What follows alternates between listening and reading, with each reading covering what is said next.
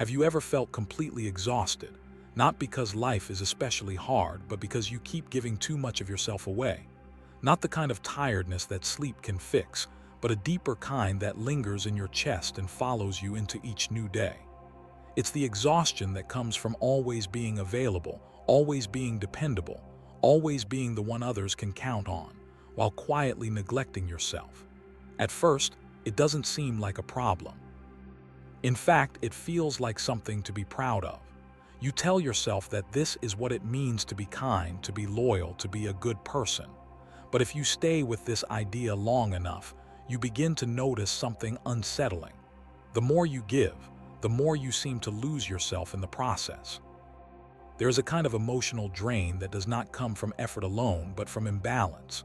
You wake up feeling tired, not because you didn't sleep, but because your mind never truly rested. Even in moments that are supposed to be yours, your thoughts are occupied by other people's needs, their expectations, their problems. You find yourself constantly checking in on others, responding to messages, offering help, solving issues, often before you've even taken a moment to check in with yourself. Over time, your energy becomes something you distribute rather than something you preserve. You become known as the reliable one, the strong one, the person who can always be counted on. And while that identity may earn you appreciation, it often comes at a cost that few people see. Imagine carrying a load that grows heavier each day. At first, it is manageable. You take on small responsibilities, offer help here and there, and everything feels within your control. But then the demands increase. Someone else needs your time, another person needs your attention, and slowly, without any clear boundary, the weight accumulates. You don't pause to question it. You don't stop to ask whether it's too much. You simply adjust and keep moving forward. Until one day, you begin to feel the strain. Not in a dramatic way, but in subtle moments. When your patience runs thin, when your mood shifts, when you feel disconnected from yourself. Still, you continue, because stopping feels unfamiliar and saying no feels uncomfortable. One of the clearest signs of this pattern is how easily the word yes leaves your mouth. You say yes not because it is always right, but because it feels easier than saying no. You agree to things even when you are tired, even when your schedule is already full, even when a part of you resists. This is not because you lack strength, but because you care deeply about how others feel. You want to be supportive. You want to avoid conflict. You want to maintain the image of someone who is always there. But every time you say yes at the expense of your own needs, you create a small imbalance. And over time, those small imbalances add up to something much bigger. There is often a quiet fear beneath this behavior, the fear of disappointing others, of being seen as selfish, or of losing important relationships. These fears can be powerful enough to keep you stuck in a cycle of overgiving. You may tell yourself that your role is to endure, to support, to sacrifice. And for a while, that belief may even feel noble. But eventually, the consequences become impossible to ignore. You begin to feel drained, resentful, or even invisible in your own life. You may start to question why your efforts don't seem to bring you the fulfillment you expected. And that is when an important realization begins to form. Not all giving is healthy, and not all sacrifice is necessary. There is a difference between caring for others and abandoning yourself. Genuine support comes from a place of balance, where you are able to offer help without compromising your own well-being. Self-abandonment, on the other hand, occurs when your needs consistently take a back seat to everyone else. It is a quiet process, often unnoticed in the moment but deeply impactful over time. You begin to lose touch with what you want, what you feel, and what you need. Your identity becomes tied to how much you can give, rather than who you are as a person. A useful way to understand this is to think of yourself as a source of energy. Like a candle, you have the ability to provide light and warmth to those around you. But if you burn at both ends without pause, your light will not last. The intention to help others is not the problem. The problem is the absence of limits. Without boundaries, even the most generous person can become depleted. And once that depletion sets in, it becomes much harder to show up in a meaningful and sustainable way. The truth is that strength is not measured by how much you can endure without breaking. It is measured by your ability to recognize your limits and respect them. It takes courage to say no when you have always said yes. It takes self-awareness to admit that you need rest, that you need space, that you deserve the same care you give to others.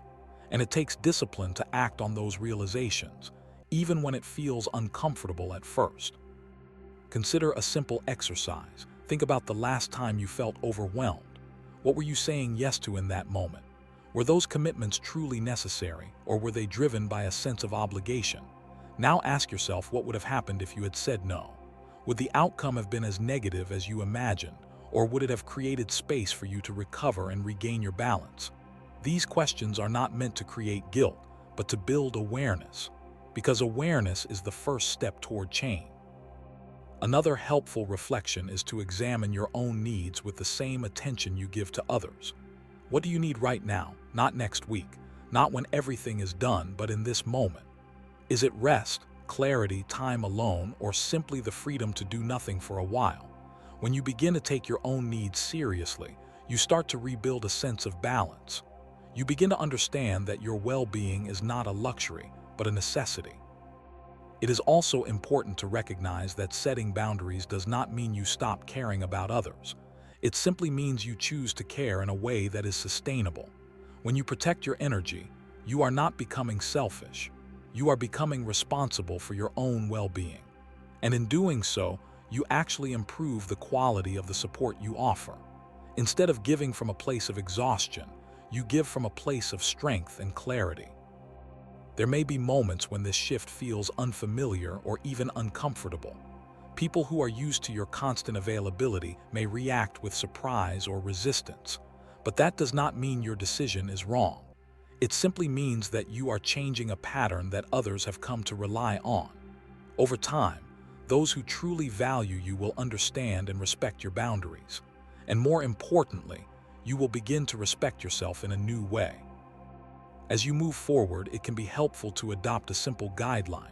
Before you say yes to others, pause and check in with yourself. Ask whether you have the capacity, the time, and the energy to follow through without harming your own well-being. If the answer is no, then allow yourself to decline. Not with guilt, but with honesty and clarity. This small pause can make a significant difference in how you manage your energy and your commitments. In the end, the most important truth to remember is this: the moment helping others begins to destroy you, it is no longer kindness, it is loss. Loss of energy, loss of peace, and eventually loss of self. Protecting your energy is not an act of selfishness, it is an act of self-respect. Guarding your peace is not a rejection of others, it is a commitment to your own well-being. And choosing yourself does not mean you stop caring. It means you finally include yourself in the care you give so freely to others. If you have spent a long time losing yourself in the process of helping others, this realization may feel both challenging and freeing. It is not about becoming a different person overnight, but about making small, consistent changes that restore balance to your life. Each time you choose to respect your limits, you take a step toward a healthier and more sustainable way of living. So the next time you feel that familiar exhaustion, pause and ask yourself a simple question. Am I giving from a place of strength, or am I giving at the cost of myself? Your answer to that question may be the beginning of a new way of living, one where kindness and self-respect exist side by side, and where you no longer have to lose yourself in order to be there for others.